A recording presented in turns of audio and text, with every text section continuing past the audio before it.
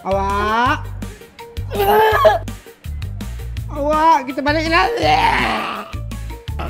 Muntah pula. Kena mop pula. Oti pula. Kali ni diorang takkan terlepas.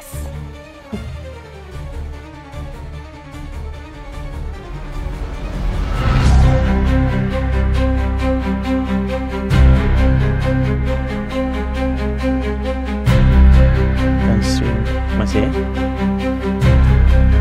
Bos, saya dah dapatkan semua info yang bos nak. Ini info mengenai Tan Sri Megat. Menarik. Ada lagi menarik, bos. Apa dia tu, Faizal? Saya dah dapatkan info-info mengenai Jasmine, bos. Jasmine? Silakan. Jasmine merupakan sebuah syarikat pengeluar dan pengedar beras yang beroperasi. Jasmine Harumas.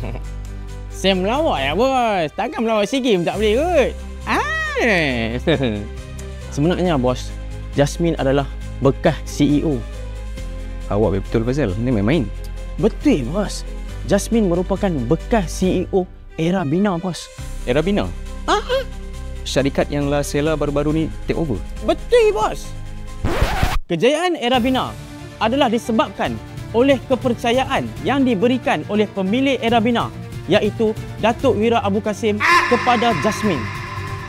Akibat ketamakan, anak Datuk Wira Abu Kasim menjalankan kegiatan rasuah untuk mendapatkan projek-projek besar syarikat konglomerat.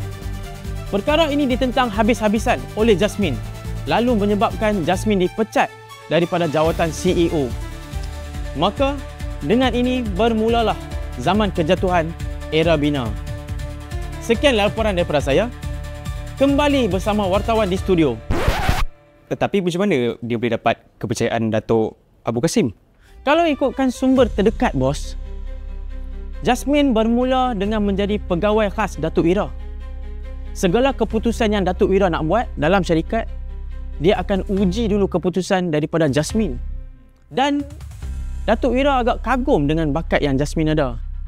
Jadi, Datuk Wira mengambil keputusan yang drastik, mengambil dan melantik Jasmine sebagai CEO syarikat dia. Aku dah agak dah. Jasmine ni mesti somebody. Sebenarnya, saya ada lagi info menarik, bos. Info menarik? Okay. Teruskan. Manchester United kalah lagi, bos. Kali ni dengan pasukan Crystal Palace. Dengan jaringan 3... Nanti kita sambung, Melawak ya, bos. Faizal.